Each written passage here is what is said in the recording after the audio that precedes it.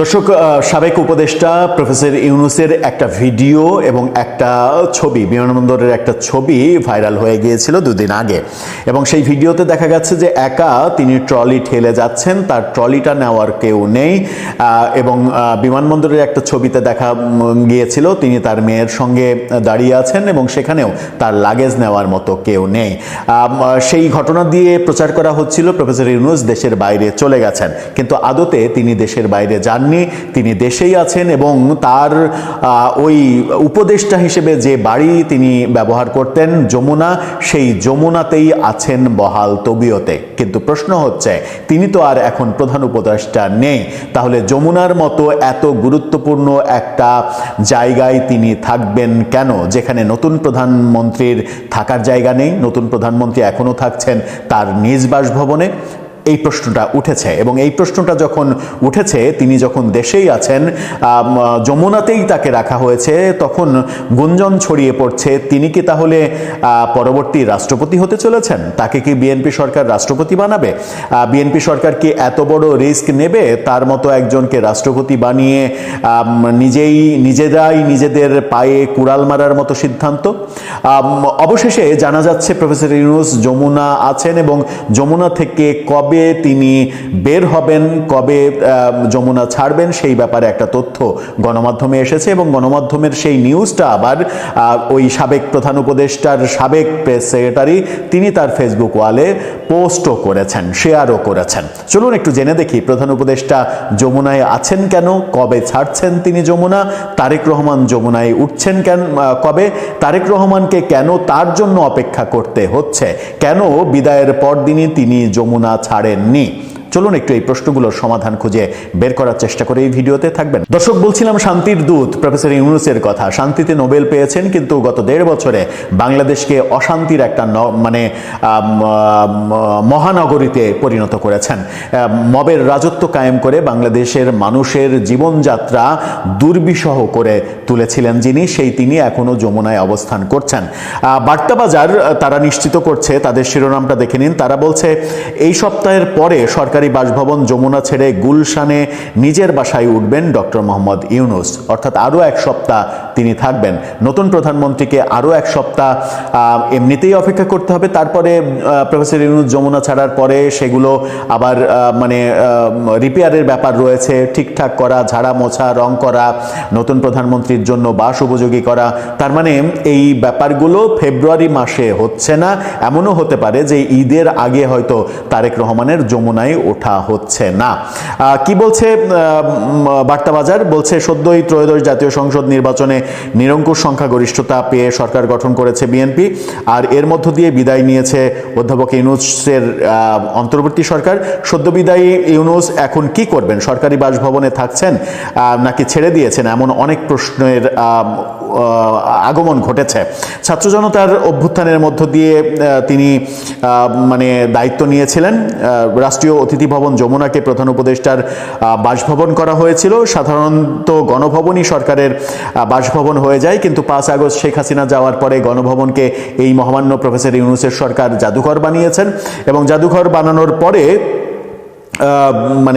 এখন প্রশ্ন উঠেছে যে অন্তর্বর্তী সরকারের প্রধান উপদেষ্টা যেখানে থাকছেন সেখানেই পরবর্তী প্রধানমন্ত্রী থাকবেন কিনা, অন্তর্বর্তী সরকারের বিদায়ের পর অধ্যাপক ইউনূস সরকারি বাসভবন যমুনাতেই থাকছেন কিনা, এ বিষয়ে জানতে চাইলে ঢাকা মেট্রোপলিটন পুলিশের রমনা জোনের এডিসি মীর আসাদুজ্জামান বলেন ওধ্যাপক ইউনূস যমুনায় সরকারি বাসভবনেই আছেন, তবে এই সপ্তাহের পরে গুলশানে নিজের বাসায় উঠবেন বলে জানিয়েছেন তার ঘনিষ্ঠ একজন কর্মকর্তা।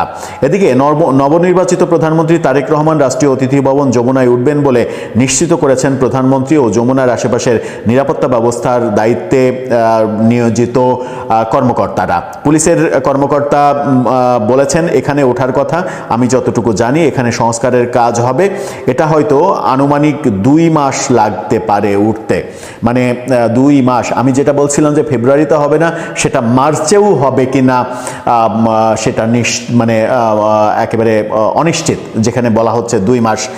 এদিকে গণপূর্ত অধিদপ্তরের প্রধান প্রকৌশলী খালিকুজ্জামান চৌধুরী বিবিসি বাংলাকে বলেছেন, মাননীয় প্রধানমন্ত্রী যখন উঠবেন তখন ওনার ডিজায়ার অনুযায়ী কিছু সংস্কার লাগবে। প্রধান উপদেষ্টা ওঠার আগে কিছু কাজ করা হয়েছিল, কিছু কাজ করা লাগবে, আমাদের প্রস্তুতি আছে।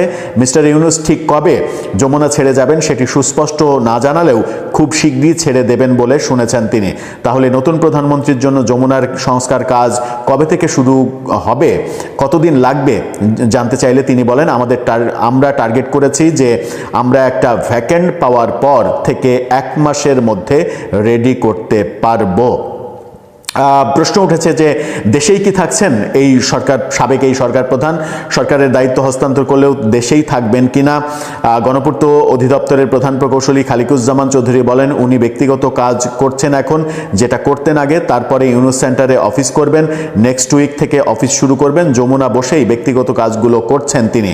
কবে ইউনূস সেন্টারের কার্যালয়ে অফিস শুরু করবেন প্রশ্নের উত্তরে এই কর্মকর্তা বলেন, নেক্সট উইকে ইউনূস সেন্টারে জয়েন করবেন, এরপরে ওনার 3-0 কনসেপ্ট নিয়ে রেগুলার বেসিসে কাজ করবেন। আপনি এখানে বসে থেকে, যমুনায় বসে থেকে ব্যক্তিগত কাজ করবেন, এটা কি কোনো কথা? মানে এটা কি হতে পারে যে আপনি সরকারি বাসভবনে আরাম আয়াসে বসে থেকে, প্রধানমন্ত্রীর সমমানের বাসভবনে বসে থেকে আপনি ব্যক্তিগত কাজ করবেন, 3-0 রিসার্চ করবেন, ইউনূস সেন্টারে অফিস করবেন? এগুলো তো হতে পারে না, এগুলো তো ওই সাম্যের কথা না, এটা তো সমতার কথা নয়। যে সংস্কারের কথা বলা হলো যে ভোগ বিলাস, এগুলো চলবে না। তিনি তো তার দায়িত্ব পালনের পরে, নির্বাচনের পরেই যখন মানে শপথ পর্যন্ত তো থাকতেই পারেন, শপথ যখন হলো তারপরের দিনই তার বাসা ছেড়ে দেওয়া উচিত ছিল। ছেড়ে না দিয়ে তিনি আরও কিছুদিন থাকবেন, সেখান থেকে তিনি ব্যক্তিগত কাজ করবেন। এই ব্যাপারগুলো তার সংস্কারের নীতির মধ্যে পড়ে কিনা প্রশ্নটা উঠেই যাচ্ছে। তার মানে তারেক রহমান নতুন প্রধানমন্ত্রী যিনি, তিনি যমুনায় উঠতে উঠতে হয়তো মার্চ মাসও পেরিয়ে যাবে। এটাই হচ্ছে বাস্তবতা। দর্শক, আপনার কি মনে হয়, প্রফেসর ইউনূস যমুনায় আছেন, এটা কি সংস্কারের নীতিতে ঠিক আছে, নাকি যদি সত্যিই তিনি নীতি প্রতিষ্ঠিত করতে চাইতেন তাহলে পরদিনই তার সেই বাসা ছেড়ে দেওয়া উচিত ছিল? ডক্টর ইউনূসকে বিএনপি গাছে তুলে মই কেড়ে নিয়েছে। এখন ডক্টর ইউনূস গাছ থেকে নামতেও পারছে না, সইতেও পারছে না। হঠাৎ করে এতদিন পর আমি কেন কথা বলছি, তার পিছে কারণ আছে। প্রথমত, 2 দিন আগে মুক্তিযুদ্ধ বিষয়ক মন্ত্রী মেজর হাফিজ তিনি বলেছেন, আমরা যদি গণভোটে রাজি না হতাম তাহলে কিন্তু ডক্টর ইউনূস নির্বাচন দিত না। আমরা নির্বাচন হাসিল করার জন্যই গণভোটে রাজি হয়েছি, সে কারণে ডক্টর ইউনূস নির্বাচন দিয়েছে। কারণ ডক্টর ইউনূস অনেক আগে থেকে চাচ্ছিল নির্বাচন না দিতে। তার মেইন কারণ ছিল আমরা গণভোটে রাজি হচ্ছিলাম না। আর দ্বিতীয় বিষয় হচ্ছে সংবিধান সংস্কারের শপথ, এই বিষয়েও আমরা রাজি ছিলাম, নির্বাচন পরবর্তী সময় করব যদি আমরা সরকার গঠন করি। সে কারণে ডক্টর ইউনূস নির্বাচন দিয়েছে। তার মানে ডক্টর ইউনূসের সাথে বিএনপি যে সকল সত্য অনুযায়ী নির্বাচন হয়েছে, এখন নির্বাচিত হওয়ার পর বিএনপি ক্ষমতায় আসার পর সকল সত্য ভেঙে ফেলছে। বিএনপি কোনো সত্য পালন করছে না। কিসের গণভোট, কিসের সংবিধান সংস্কারের শপথ? তার মানে ডক্টর ইউনূসের সাথে আরেকটি সত্য ছিল যে আমরা যদি ক্ষমতায় আসে, মানে বিএনপি যদি ক্ষমতায় আসে, ডক্টর ইউনূসকে রাষ্ট্রপতি করা হবে। তাহলে কি ডক্টর ইউনূস রাষ্ট্রপতি হতে পারছে না? ডক্টর ইউনূসকে এখন বলবে আপনি কিসের রাষ্ট্রপতি হবেন? কথা বুঝেন নাই? তার মানে ডক্টর ইউনূসের সাথে যত সত্য ছিল কোনো সত্যই পালন করবে না বিএনপি। ডক্টর ইউনূস আর রাষ্ট্রপতি হওয়ার স্বপ্ন রয়ে গেল, সংবিধান সংস্কারের শপথ স্বপ্ন রয়ে গেল, গণভোটের স্বপ্নই রয়ে গেল। এখন শুধু জুলাই যোদ্ধাদেরকে মাইর হবে। বাংলাদেশের মধ্যে কোন জুলাই যোদ্ধাদের ঠাঁই হবে না। বিএনপিও মারবে একসের, আওয়ামী লীগও মারবে একসের। এখন আপনাদের প্রশ্ন হচ্ছে, কখন তাহলে নতুন রাষ্ট্রপতি নিয়োগ হবে? এখন আমাদের মাথায় রাখতে হবে, শাহাবুদ্দিন চুপ্পু এখনো বাংলাদেশের রাষ্ট্রপতি হিসেবে আছে। নতুন রাষ্ট্রপতি কে হবে, কখন নিয়োগ হবে সেটা আমি বলতে পারবো না, একান্ত সেটা জানে তারেক জিয়া এবং তারেক জিয়ার আশেপাশের যে সকল কাছের লোক আছে তারাই ভালো জানে। এবং নতুন রাষ্ট্রপতি হিসেবে কাকে নিয়োগ করতে যাচ্ছে সেই ব্যাপার নিয়ে অনেকের নাম আছে, কে হবে সেটাও আমি জানি না। কিন্তু খুব শীঘ্রই এই বছরের মধ্যে রাষ্ট্রপতি শাহাবুদ্দিন চুপ্পু পরিবর্তন হয়ে নতুন রাষ্ট্রপতি আসবে, সেটা 100% ক্লিয়ার ধরে রাখতে পারেন। কিন্তু ডক্টর ইউনূস যে রাষ্ট্রপতি হবে না সেটার সম্ভাবনা খুবই বেশি। কারণ বিএনপি যখন কোনো সত্যই পূরণ করছে না, যেগুলো সত্য ডক্টর ইউনূস দিয়েছিল নির্বাচনের পরে বিএনপি যাতে করে, সেগুলো কিছুই বিএনপি করে নাই। তার মানে ডক্টর ইউনূসকে রাষ্ট্রপতি করতে হবে, সেই সত্ত্বেও কিন্তু বিএনপি পালন করবে না। কারণ একটা জিনিস মাথায় রাখতে হবে, ক্ষমতা যার, রাজ্য যার। বাংলাদেশের মধ্যে যে ক্ষমতায় বসে সে যেটাই বলবে আইন, সে যেটাই করতে চাবে সেটাই ফাইন, কারো কোনো কথা বলা কোনো স্কোপ নাই। এটাই হচ্ছে বাস্তবতা। যেমন ডক্টর ইউনূস যখন প্রধান উপদেষ্টা ছিল, বিএনপি মানে পারতো না যে পাটা ধরে ফেলতে, জাস্ট একটা নির্বাচন দেওয়ার জন্য। ডক্টর ইউনূসের কি ক্ষমতা তখন! এখন ডক্টর ইউনূসকে 2 টাকার 14 হিসেবেও গণে না বিএনপি। কিসের রাষ্ট্রপতি? গণভোটই মানি না। কিসের সংবিধান সংস্কার শপথ? কোনো কিছুই আমরা মানি না। আমরা যেটাই বলবো সেটাই হবে। জামাত ইসলামীও চুপ, এ রাজাকারের নাতিপুতি যারা আছে এনসিপি নেতারাও চুপ। জুলাই 14 তো বিভিন্ন জায়গায় এখন মায়ের উপর থাকবে, কারণ তারা 5 আগস্টের পরবর্তী সময় আওয়ামী লীগের কর্মীদেরকে যেভাবে মায়ের উপর রেখেছে, এখন বিএনপির কর্মীরাও এদেরকে মায়ের উপর রাখতেছে। এবং কয়দিন পরে যখন আওয়ামী লীগ রাজপথে নামবে, এদেরকেও মায়ের উপর রাখবে। আমার কথা হচ্ছে ক্লিয়ার কাট, বাংলাদেশে মুক্তিযুদ্ধের পক্ষের শক্তি রাজনৈতিক 2টা বড় দল আছে, আওয়ামী লীগ এবং বিএনপি। তারা একে অপরকে নিয়ে অনেক সমালোচনা করবে, তারা সরকারে যাবে, বিরোধী দলে থাকবে, কোনো সমস্যা নাই, তাদের মধ্যে অনেক গ্রুপিং হবে। কিন্তু একটা ক্ষেত্রে এই 2টা রাজনৈতিক দল সবসময় এক থাকতে হবে, এই দিকটাতে ঐক্যমত থাকতে হবে যে বাংলাদেশে রাজাকারদের নাতিপুতিরা, কোন জুলাই 14 এবং পাকিস্তানি কোন রাজনৈতিক দল বাংলাদেশে মাথাচাড়া দিয়ে উঠতে পারবে না, রাজনীতি করতে পারবে না। বিএনপির একটা ভুলের কারণেই এবং আওয়ামী লীগের অনেকগুলো ভুলের কারণে আজকে জামাত ইসলামী বাংলাদেশে একটি বিরোধী শক্তি হিসেবে গড়ে উঠছে এবং বিরোধী রাজনৈতিক দল হিসেবে বাংলাদেশে আবির্ভূত হয়েছে। আওয়ামী লীগেরও ভুল ছিল, বিএনপিরও ভুল ছিল। এটা সামনে যাতে আর বেশি আগাতে না পারে সেদিকে খেয়াল রাখতে হবে বিএনপি এবং আওয়ামী লীগকে। কিসের সংসদে বিরোধী দল জামাত ইসলামী? এরা পাকিস্তানি রাজনৈতিক দল, এদেরকে পরিচালনা করে পাকিস্তানের লাহোর থেকে, এদের এখন হেডকোয়ার্টার লাহোর। যে রাজনৈতিক দল এখনো পরিচালনা হয় পাকিস্তান থেকে, সে রাজনৈতিক দল কিভাবে বাংলাদেশের সংসদের বিরোধী দল হিসেবে থাকে? এটা বিএনপির বড় ভুল ছিল না এদেরকে স্পেস দেওয়া? আওয়ামী লীগেরও বড় ভুল ছিল না বিএনপিকে বেশি কোণঠাসা করে রাখা? আপনারা এত বড় রাজনৈতিক দল ছিলেন আওয়ামী লীগ এবং বিএনপি, আপনারা নিজেদেরকে মুক্তিযুদ্ধের পক্ষের শক্তি বলেন, কিন্তু আপনাদের ভুলের কারণে আজকে পাকিস্তানি একটি রাজনৈতিক দল বাংলাদেশে মাথাচাড়া দিয়ে উঠতেছে। জুলাই 14 নামে রাজাকারদের নাতিপুতিরা মাথাচাড়া দিয়ে উঠেছে। 5 আগস্টের পরবর্তী সময় মুক্তিযুদ্ধের মোরাল ভেঙে দিয়েছে, মুক্তিযোদ্ধাদেরকে অপমান করেছে, বাংলাদেশে মুক্তিযুদ্ধের সকল সিম্বল ধ্বংস করে দেওয়া হয়েছে। বঙ্গবন্ধু ধানমন্ডি 32-এর বাড়ি ভেঙে দেওয়া হয়েছে, জিয়াউর রহমানকে অপমান করেছে। কাকে অপমান করা নাই? এই জঙ্গি জুলাই 14রা। এই জঙ্গি জুলাই 14 বলতে বাংলাদেশে কেউ থাকবে না। কিসের জুলাই 14 কান? মারের উপর রাখতে হবে। যেভাবে কোনো গণভোটের স্বীকৃতি দেওয়া হয়নি, যেভাবে কোনো এই সংবিধান সংস্কারের শপথ করা হয়নি, সেভাবে এই জুলাই 14দেরকে কোনো ধরনের স্বীকৃতি হবে না। এই জুলাই 14দেরকে দিনে 1 মাস দিতে হবে, বিকেলে 1 মাস দিতে হবে, রাতে 1 মাস দিতে হবে। কারণ 5 আগস্টে ষড়যন্ত্রমূলক জঙ্গি হামলা করে দেশটা ধ্বংস করেছে। এই 16-17 মাসও দেশটাকে সম্পূর্ণরূপে রসাতলে নিয়ে গিয়েছে। তাদের কিসের কথা? তারা এই এনসিপি রাজাকার নাতিপুতি এগুলা, এরা 6টা আসন পেয়ে গিয়েছে। এদেরকে কেন এমপি হতে দিয়েছেন?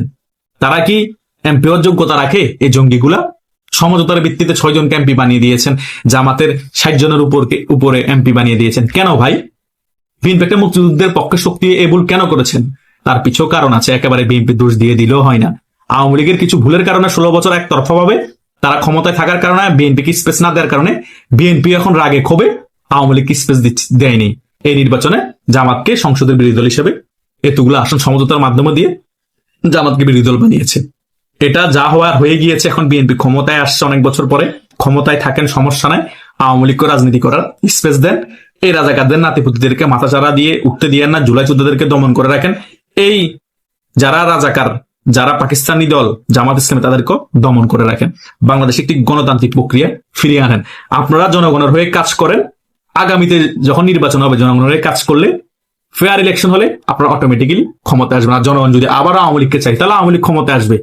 আর দলাদলি বাদ দেন, প্রতিহিংসা রাজনীতি কমিয়ে আনেন। আওয়ামী লীগের নেতাদের উদ্দেশ্য বলছি, আপনারা যদি কখনো ক্ষমতায় আসেন, আপনারা প্রতিহিংসা রাজনীতি কমিয়ে আনিয়েন। বিএনপিকেও বলছি, আপনারা প্রতিহিংসা রাজনীতি কমিয়ে আনেন, জনগণ হয়ে কাজ করেন, জনমুখী রাজনীতি করেন। জনগণই আপনাদেরকে ফেয়ার ইলেকশনে ভোট দিয়ে নির্বাচিত করে আবার সংসদে আনবে। কোন রকমের রাত্রের বেলা ভোট চুরি করা লাগবে না, সিলেকশন করা লাগবে না, একটা রাজনৈতিক দলকে বাদ দিয়ে নির্বাচন করা লাগবে না। যেমন আওয়ামী লীগ করেছিল, এখন আপনারা আরো খারাপ অবস্থায় বাজে একটা নির্বাচন করে আপনারা ক্ষমতা এসেছেন। তো এভাবে করে একটা দেশ চলতে পারে না। নামে গণতান্ত্রিক দেশ বলবো, কাজে স্বৈরতন্ত্র সকলের মনে প্রাণে লালন করব। আমরা সকলেই স্বৈরাচার হয়ে যাব, লাভ কি? শেখ হাসিনাকে ফেসিস্ট বলে লাভ আছে? আমরা সকলেই মনে ফেসিস্ট মনোভাব ধারণ করি এবং সকলে আমরা ক্ষমতায় বসে ফেসিস্ট হয়ে যায়, সকলেই ফেসিস্ট ভাবে আমরা নির্বাচন দিয়ে পাতানো ভাবে সিলেকশন করে নিজেরাই মন্ত্রী হয়ে যায়, এমপি হয়ে যায়, যেটা 12 ফেব্রুয়ারি নির্বাচন হয়েছে। তাহলে শেখ হাসিনা যা করেছে তার থেকেও খারাপ কিছু তো আপনারা করেছেন। তাই শেখ হাসিনাকে এখন আর ওই সকল কথা বলে ট্যাগ লাগিয়ে লাভ হবে না, কারণ ওই সকল বিষয় সকল কিছু আপনাদের গায়ের উপর চলে এসেছে, কারণ খুব রিসেন্টলি এসেছে, গরম গরম আপনারা কাজগুলো করেছেন। তাই কে খারাপ কে ভালো জনগণ নির্ধারণ করবে। আপনার জনগণের জন্য কাজ করলে আগামীতে যদি ফেয়ার নির্বাচন হয়, জনগণ আপনাদেরকে আবার ভোট দিবে, আওয়ামী লীগও সেই নির্বাচনে অংশগ্রহণ করবে। আওয়ামী লীগকে যদি জনগণ মাইনাস করে দিতে চায়, ভোট দিবে না, সমস্যা কোথায়? তাই নয় কি? কিন্তু একটা বিষয় একমত থাকতে হবে, এই রাজাকারদের রাজনৈতিক দল জামাত ইসলামীকে, এই রাজাকারদের নাতিপুতি এনসিপিদেরকে বাংলাদেশের রাজনীতি করার সুযোগ করে দেওয়া যাবে না। আর রাজনীতি যদি করো, কোনটা সহ এ রাজনীতি করতে হবে। তারা কিসের মাথাচাড়া দিয়ে উঠবে বাংলাদেশে মাথাচাড়া দিয়ে রাজনীতি করবে বিএনপি, আওয়ামী লীগ এবং মুক্তিযুদ্ধের পক্ষে শক্তি যত রাজনৈতিক দল আছে তারা। এটা মাথায় রেখে আগামীর বাংলাদেশ আমাদের গঠন করতে হবে। আশা করছি আপনারা সকল বিষয় বুঝতে পেরেছেন। তবুও যদি কোনো মতামত থাকে কমেন্ট করে জানাবেন। ধন্যবাদ।